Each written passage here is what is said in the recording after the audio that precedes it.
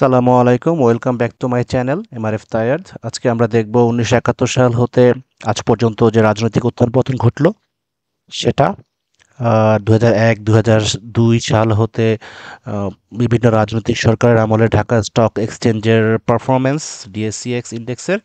আর 2001-2 সাল হতে 2025 সালের আজকে পর্যন্ত ঢাকা স্টক এক্সচেঞ্জের মার্কেট ক্যাপের যে পরিবর্তন, এবং মার্কেট ক্যাপকে যদি আমরা স্বর্ণের মূল্য দিয়ে রিপ্লেস করি তাহলে কীরকম দেখায়, এবং 364 ডে ট্রেজারি বিলের যে রেট এর সঙ্গে মার্কেটের যে সম্পর্ক বিভিন্ন সরকারের আমলে, সেটা আমরা দেখার চেষ্টা করব। বেসিক্যালি রাজনৈতিক আমলে সরকারের স্টক এক্সচেঞ্জের পারফরমেন্স সম্বন্ধে আমরা দেখার চেষ্টা করব। তো 1971 সাল হতে আজ পর্যন্ত কী কী রাজনৈতিক পট পরিবর্তন ঘটলো।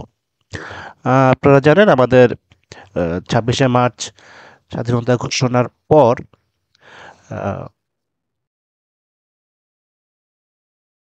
17ই এপ্রিল 1971 সালের প্রথম প্রফেশনাল গভর্নমেন্ট বঙ্গবন্ধু শেখ মুজিবুর রহমানকে প্রেসিডেন্ট হিসেবে ঘোষণা করে, এবং অ্যাক্টিং প্রেসিডেন্ট ছিলেন সৈয়দ নজরুল ইসলাম, এবং তাজউদ্দিন আহমেদকে প্রধানমন্ত্রী ঘোষণা করে প্রফেশনাল গভর্নমেন্ট গঠিত হয়।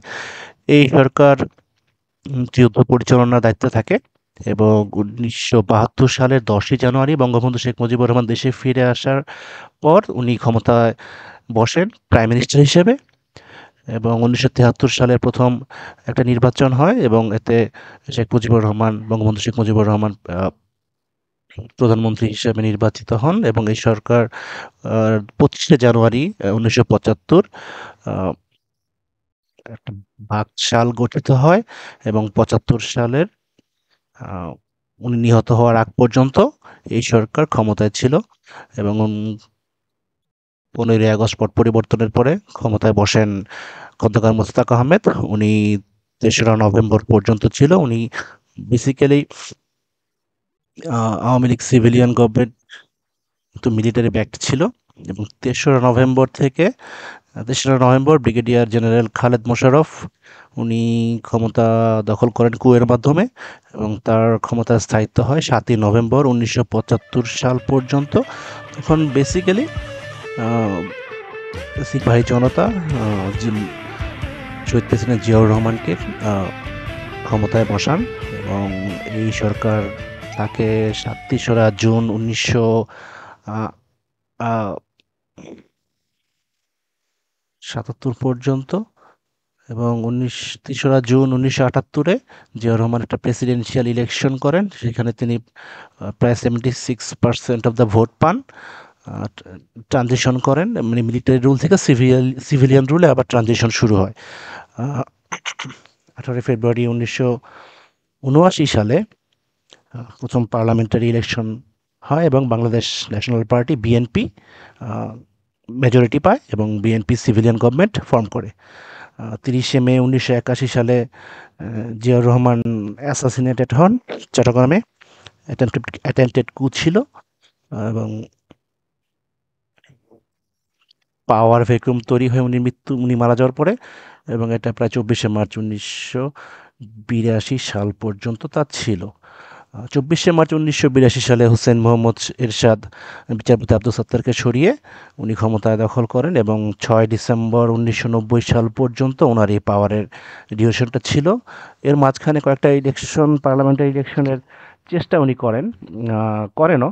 1986 সালে মে মাসে 7 তারিখে উনি জাতীয় পার্টি, তার জাতীয় জেনারেল হোসেন মোহাম্মদ এরশাদের দল জাতীয় পার্টি ক্ষমতায় মেজরিটি নিয়ে আসেন। ইলেকশন মোটামুটি কিছু কন্ট্রোভার্সিয়াল ছিল, কিছু এলিজড ফ্রডের ঘটনা ছিল।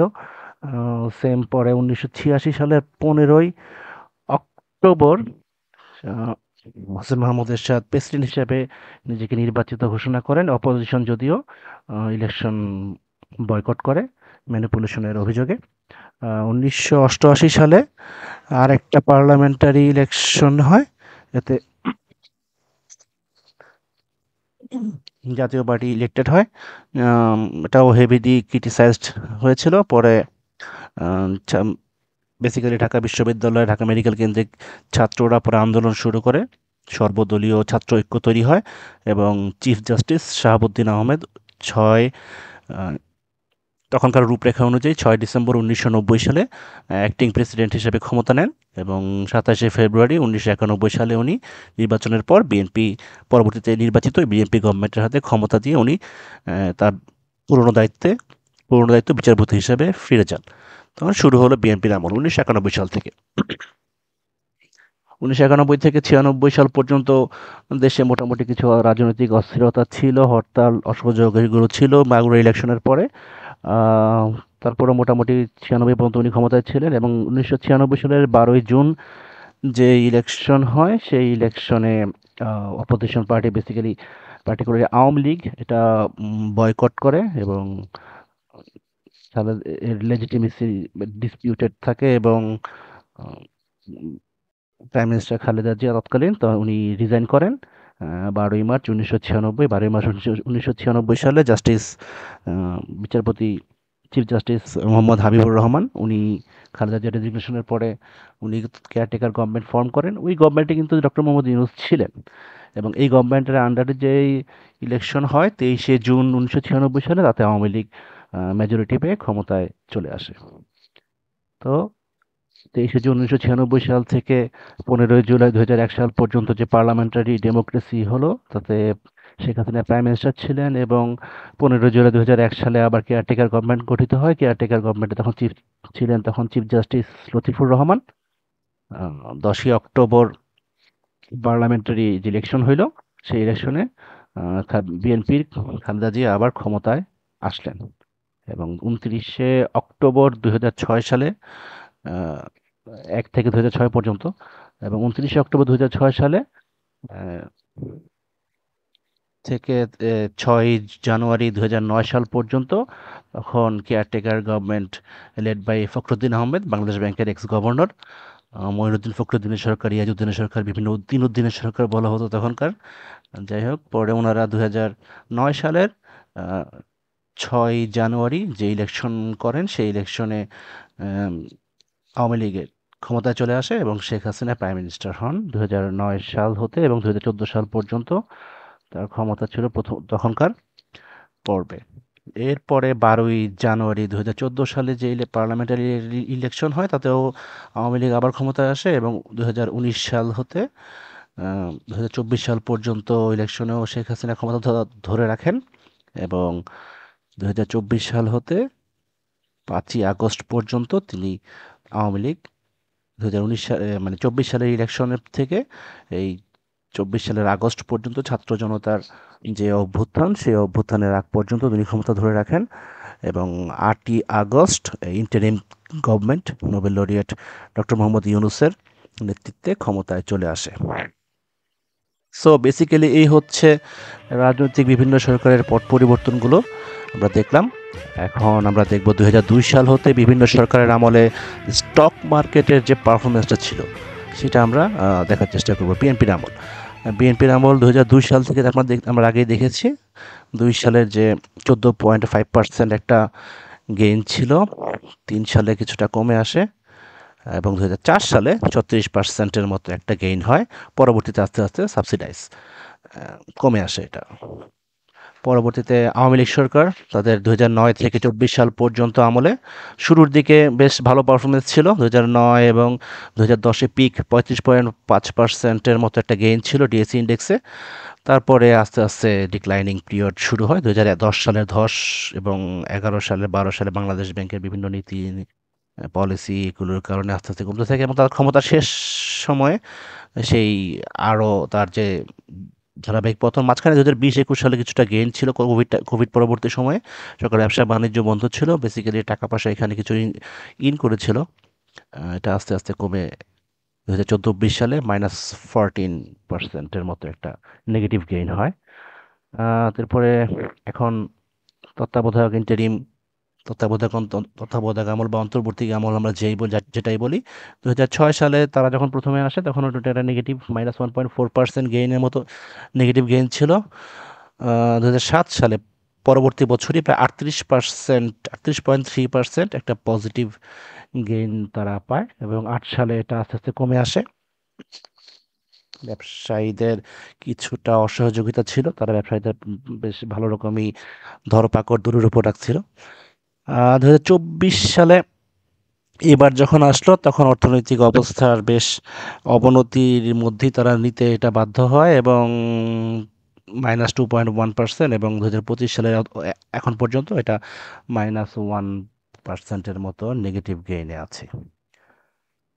তো এই হচ্ছে মোটামুটি সার্বিক অবস্থা। আমরা দেখতে পাচ্ছি যে যেকোনো সরকারের আমলেই প্রথম 2 বছরেই বেশ ভালো একটা গেইন, 2-3 বছরের ভালো একটা গেইন হয়। প্রথম প্রথম বছরে বা প্রথম দ্বিতীয় বছরে ভালো একটা গেইন হয়, পরবর্তীতে আস্তে আস্তে এটা কমতে থাকে। পারফরমেন্স চার্ট যদি আমরা দেখি, ডিএসসি ইন্ডেক্সের বিভিন্ন চার্ট, এটা সর্বোচ্চ পিকে পৌঁছেছিল 10 সালের দিকে, 8,000-এর দিকে। এখন এটা কমে 5,167, 66 পয়েন্ট সামথিং লেভেলে আছে।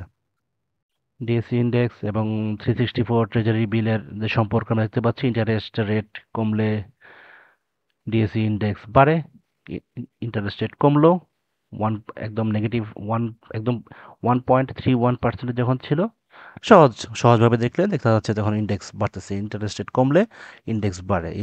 ইন্টারেস্ট রেট এখন অনেক হাই, কিছুটা কমের দিকে আছে, 11.99% থেকে 11.81%, একটু স্ট্যাবিলাইজেশন বা একটু কমছে। আচ্ছা, ডিএসসিএক্স এর চেঞ্জগুলো, এটা আমরা গ্রিন ডিএসসিএক্স এর যে গ্রোথ বা চেঞ্জ আমরা দেখলাম যে বেশ ফ্লাকচুয়েটিং। ওকে, এখন আমরা দেখব ডিএসসি মার্কেট ক্যাপ।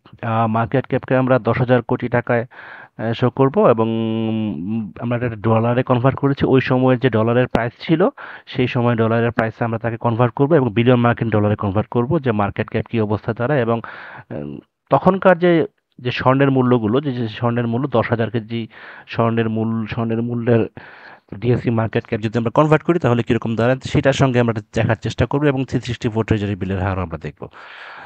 প্রথমে আমরা দেখছি মার্কেট ক্যাপ 10,000 কোটি, 10,000 কোটি টাকা ইউনিটে আমরা দেখতে পাচ্ছি এখন 66.1 10K ক্রোর বাড়ছে। স্পেশালি ট্রেজারি বিলগুলো, এখানে ট্রেজারি বন্ড যখন মার্কেটে ট্রেড হওয়া শুরু হলো, বন্ডগুলোর ট্রেডিং হওয়ার পর থেকে এটার মার্কেট ক্যাপ বাড়তে থাকে।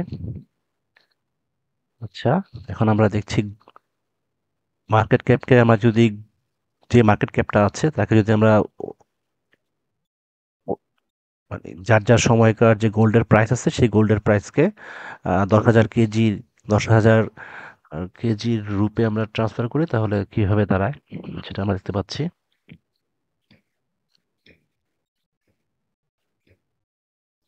একই সঙ্গে আমরা দেখতে পাচ্ছি এখন যে সবুজ লাইনটা দিয়ে আমরা দেখাতে পাচ্ছি যে market cap in USD billion, billion US ডলারে, বিলিয়ন ইউএস ডলারে মার্কেট ক্যাপ 53.71 বিলিয়ন এখন।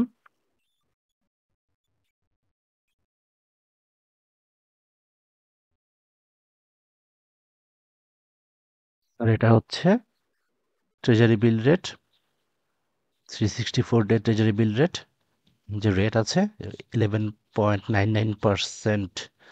হার যখন আস্তে আস্তে একটু কমে 11.81%-এ বর্তমানে আছে। এটা এর আগে পিক ছিল আওয়ামী লীগ গভর্নমেন্টের আমলে 12 সালের দিকে 11.43%-এর মতো ছিল।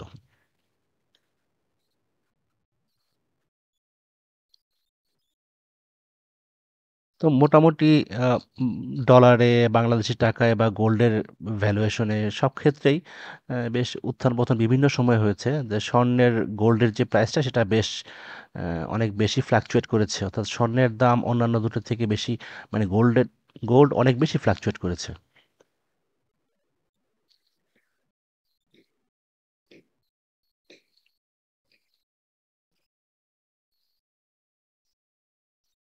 আহ, 2001 সালে বাংলাদেশ, 2001 সালে শেয়ার মার্কেটের আকারটা খুব ছোট ছিল, মার্কেট ক্যাপ ছিল 10.6 বিলিয়ন ইউএসডি। তবে 2010-11 সালে শেয়ার বাজারে বেশ বড় একটা উত্থান ঘটে, তখন এটা আস্তে আস্তে 38.51 বিলিয়নে পৌঁছায়। কিন্তু 19-20-এর মন্দা আবার বড় প্রভাব ফেলে এই সময় মার্কেট, মানে মার্কেট ক্যাপ কমে 31.2 বিলিয়নে নেমে আসছে। এর পেছনে বিনিয়োগকারীদের অনেকটাই আস্থা কমে যাওয়া এবং কোভিড মহামারী এর পতন প্রভাব অন্যতম কারণ ছিল। বর্তমানে কিছুটা বাজার বলা যায় যে ঘুরে দাঁড়িয়েছে, এখন মার্কেট ক্যাপ 66.1 বিলিয়ন ইউএসডি। আমরা জানি গোল্ড সবসময় বিনিয়োগকারীদের কাছে একটা নিরাপদ বিকল্প হিসেবে বিবেচিত হয়েছে। 2001 সালেও গোল্ডের বাজার মূল্য, মানে গোল্ডের তুলনায় বাজার, মানে গোল্ডে কনভার্ট করলে বাজার মূল্য ছিল প্রায় 10.6 10,000 কেজি। 2011 সালে ওইটা বেড়ে 108 10,000 কেজিতে পৌঁছায়। আহ, বিশ্বে বিশে- বিশেষ করে বৈশ্বিক অর্থনৈতিক মন্দার সময়ে গোল্ডের প্রতি ঝোঁক বাড়ে আমরা জানি। বর্তমান সময়েও গোল্ডের দাম বিনিয়োগকারীদের কাছে ইম্পর্ট্যান্ট, বিটকয়েনের পাশাপাশি। গোল্ড ক্লাসিক, আমাদের ইকোনমিতে ইউএস ডলার খুবই গুরুত্বপূর্ণ। 2001 থেকে 25-এ এই গোল্ডের প্রাইসে বিভিন্ন উল্লেখযোগ্য পরিবর্তন হয়েছে। 2010-11 সালে গোল্ডের ভ্যালুয়েশনে 38 পয়েন্ট, আগেই বলেছি 51 বিলিয়ন ছিল, কিন্তু অর্থনৈতিক মন্দার সময় এটা কমে যায়। আর বর্তমানে 25 সালে মার্কেট ক্যাপ এখন 53.71 বিলিয়নে দাঁড়িয়েছে। ট্রেজারি বিল, যেটা আমরা বললাম টি বিল রেট, অর্থনৈতিক অত্যন্ত গুরুত্বপূর্ণ একটা অর্থনৈতিক নির্দেশক। 2001 সালে এটা 5.11-এর 5.11 ছিল, এবং 2021 সালে এটা আহ, বেড়ে প্রায় 11.99 এ পৌঁছায়। সাম্প্রতিক সময়ের যেটা বললাম যে কিছুটা স্থিতিশীল হয়েছে, বর্তমানে এটা 11.81%। গভর্নমেন্টের ঋণ নীতিমালার প্রতিফলন। আহ, কিছুটা বিনিয়োগকারীদের আস্থা যে বেড়েছে এটা বলা যায়, বিশেষ করে ডক্টর মোহাম্মদ ইউনূসের নেতৃত্বে কেয়ারটেকার ইন্টারিম গভর্নমেন্টের আমলে শেয়ার মার্কেটে কিছুটা ইতিবাচক প্রবণতা বোঝা যাচ্ছে। তবে সবসময় আমরা দেখি যে যে কোনো গভর্নমেন্ট আসলে তার প্রথম 2-3 বছরই একটা বিগ জাম্প হয়। আমরা waiting for that big jump, we are waiting for that big jump. তবে ভবিষ্যতের জন্য আমাদের সুশাসন, বিনিয়োগ বান্ধব পরিবেশ, প্রপার অর্থনৈতিক যে পলিসিগুলো সেগুলো আসলে নিশ্চিত করতে হবে। যদি এগুলো নিশ্চিত করা যায় তাহলে বাংলাদেশের ইকোনমির ভবিষ্যৎ উজ্জ্বল, এটা বলাই যায়। কিন্তু এর জন্য আমাদের আসলে একটু সঠিক সিদ্ধান্তগুলো নিতে হবে।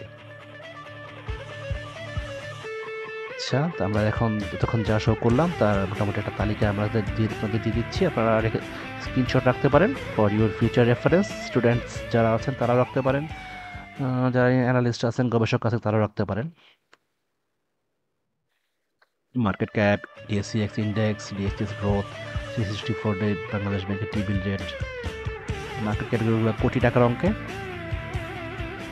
বিভিন্ন সময় যে গভর্নমেন্টগুলো সেটা আমরা লিস্ট করেছি, যেগুলো আমরা গ্রাফে শো করলাম।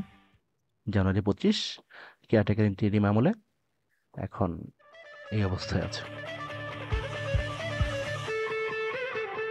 ওকে, সো আজকে আমরা যা দেখলাম যে 71 সাল হতে আজ পর্যন্ত যে রাজনৈতিক উত্থান পতন ঘটলো সেটা যে আমরা দেখলাম। 2001-2 সাল হতে বিভিন্ন রাজনৈতিক সরকারের আমলে ঢাকা স্টক এক্সচেঞ্জের পারফরমেন্স দেখলাম, এবং 2001 সাল থেকে 2025 সাল পর্যন্ত বাংলাদেশের ডিএসসি মার্কেট ক্যাপের পরিবর্তন, গোল্ডের প্রাইস, 364 ডে ট্রিবিল, এটা সম্পর্কে আমরা দেখলাম। So thank you.